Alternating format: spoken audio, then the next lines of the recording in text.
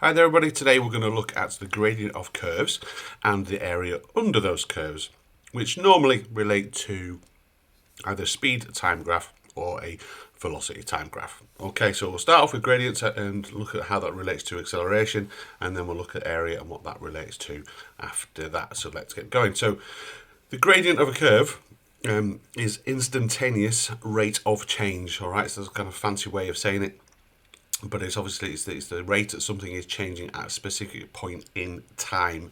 And if it's a curve, then that rate of change is changing all the time. So essentially, when we're looking at a curve, and we normally have to look at a specific point. All right, so it'll make sense in a minute. So when we're looking at finding the gradient of a curve, we're basically going to draw a tangent at that particular point in time to calculate the gradient of the tangent. There are other means and ways of doing it at a higher level of mathematics, but from a GCSE perspective, this is what we're going to do, and we need to show that this is what we're doing in an examination to show the examiner that we are doing this process. Okay, so here you see a velocity time graph, and you can see that there is a distinctive curve on there. So if I was going to describe what's taking place on this particular graph, I would say that it's speeding up very, very, very quickly, and it's still increasing speed, but not at the same rate, to a point where it's getting towards about 55 meters per second and starting to stay steady. All right, so it's accelerating fast, and its acceleration is slowing down, still increasing speed, but not as at the same rate as it kind of gets towards 100 seconds. All right, so that's essentially what is happening. So the question is, calculate the gradient of the curve at t equals 20. Well, t equals 20, so we've got 20 here, and we're going to go up, and we've got this bit here. So what we're looking for is the steepness of the curve at this particular point. Well, of course, it's bending all the time, so this is why we draw a tangent. So the first thing you'll do is draw a tangent at the point t equals 20. So that's the point there, and we're going to draw a tangent. Of course, in an exam, we've got to show the examiner that this is what we are doing, because they're not psychic and they won't know unless you draw that tangent on your curve. So we draw the tangent, and when we've got that straight line, well, this is now just about working out the gradient. Well, the gradient can be worked out as the change in y, or the increase in y, divided by the increase in x. So if we draw a little triangle to represent that, so this is going to be here the change in y, and then along here is going to be the change in x. All right, so we're just going to take those two values. All right, so we go from 20 up to 60, so it's 40. And along here, we go from 0 to what looks like around about, it's not quite 55, is it? So somewhere before there, so let's go for 53. All right, and again, this is not an exact science, so an exam, they are aware of this, examiners are going to be checking to see what your line looks like, and as long as your line looks like a tangent, is close enough, and these numbers are reasonable, then I think we'll be okay. All right, so we're going to do 40 over 53, which is 0.755, and that is the gradient, and it is just a number of this particular curve at t equals 20. Okay, so if we look at a later time, we'd follow the same process. So here it says calculate the gradient of the curve at t equals 20, so we're just going to put the 60 here, and we're going to draw a tangent to that point like we did before, but of course it's not going to be as steep, so the gradient is going to be less this time around, but we follow the same process where we look at drawing a triangle to see the change in y divided by the change in x, so the increase in y divided by the increase in x. So again, we'll take the y first, so here, so we go from around about 45 up to just before 60, so 22 and a half. Let's have a look at that. So we've got about 5, 10, 15, 20, 22 and a half. And again, it's an approximation here. Your tangent might not quite be there, but it should be close enough.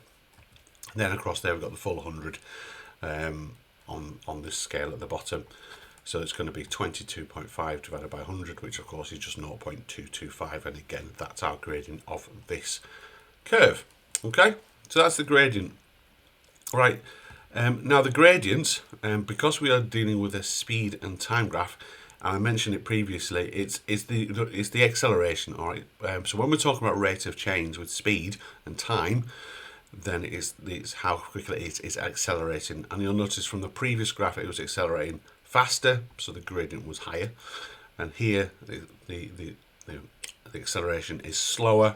All right, so this number here is going to be smaller. All right, so for a velocity time graph, the gradient is the acceleration. Right, so what have we asked if what the average gradient or acceleration is? All right, so what we're looking at is basically the start to the end. Okay, so this is the curve that we had previously, so we're going to use the same one. Well, the average gradient, all right, so again, if I'm looking at it, it's going to go up, it's going to slowly change, it's going to be less, it's less and less and less and less. Well, really all we're looking from is going from here to here, all right? So the average gradient is literally draw a straight line from beginning to end. Okay, so it's literally going to accelerate faster at the beginning and then slower at the end, but ultimately it's going to go from there to there. All right, and then we just work out the gradient of that particular line. So like we did last time, changing y over changing x, well, in this case it goes up 55 along 100, so it's going to be 0.55. And of course we know now what we're talking about, it being acceleration.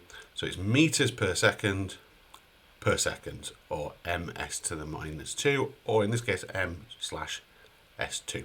Okay, so you can write the notation differently depending on obviously who's writing it. All right, so meters per second, as you could say it like that. All right, m/s squared. Right, so that's the average gradient. Right, the other element to this, which you mentioned at the beginning, is the area underneath a curve. Now, the area underneath the curve is used to calculate actually distance, but I'll come to that in a second. But because a curve is a curve, we can't work out the area underneath it using traditional rectangles or triangles because it's a curve. So we cut them down into little strips and we estimate. All right, so we can't do an exact science here.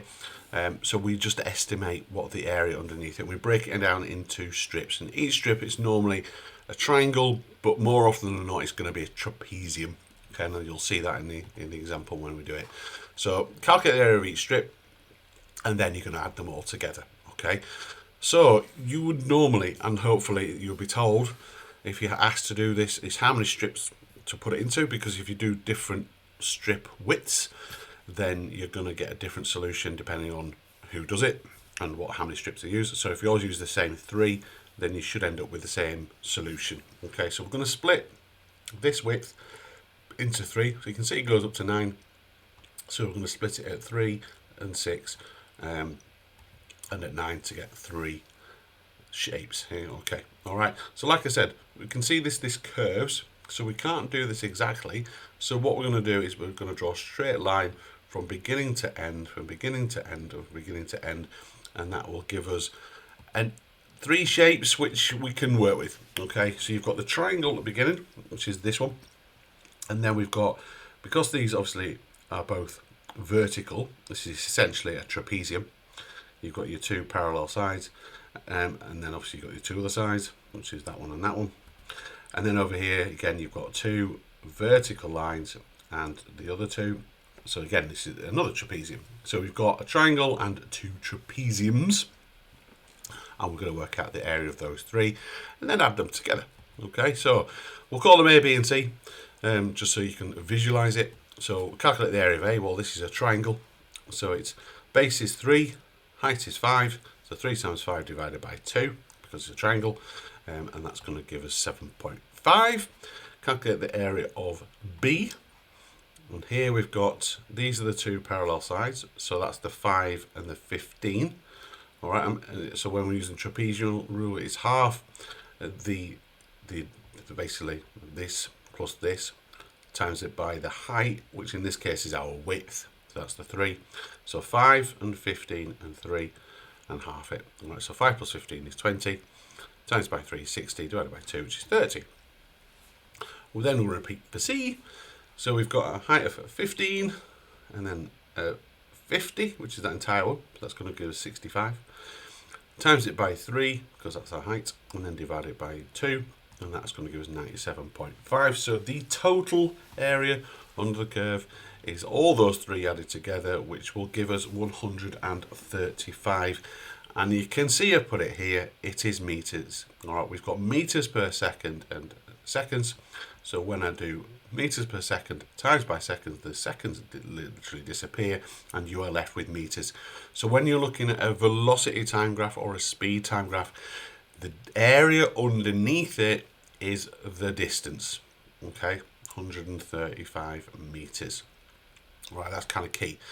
The last little element to this before I show you another example is you are probably like to ask this, because we have said it is an estimate, is this an under or over estimation? Okay, and you can see our lines are going above the actual curve. It's bigger, our shapes are bigger than the actual shape defined by the curve. Okay, so we can see that this is actually, we've overestimated. So the distance covered by whatever this vehicle was is not going to be 135.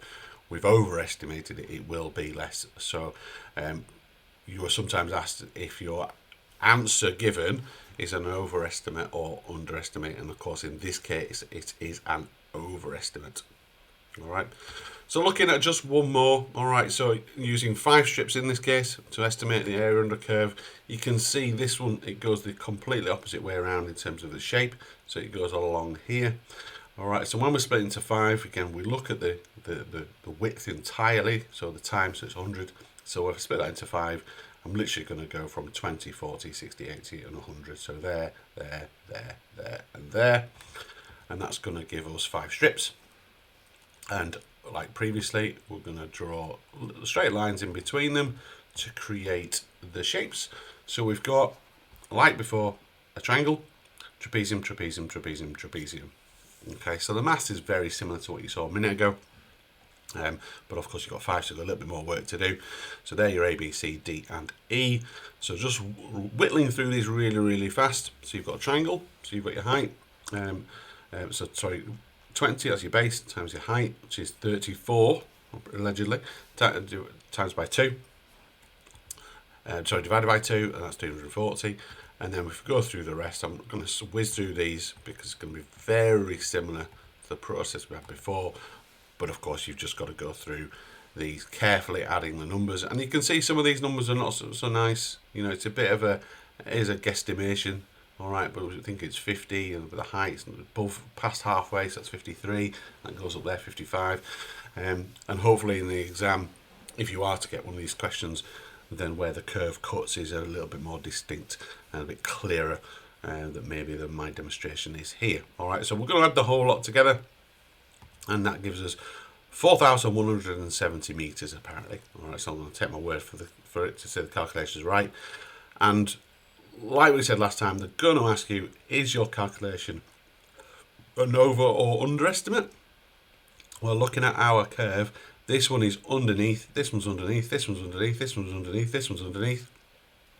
So our area that we've calculated is definitely less than actual area, because we've got this bit we should be probably adding onto it as well, this little slither here, which is quite significant. So it's going to be an underestimate because the lines are below the curve.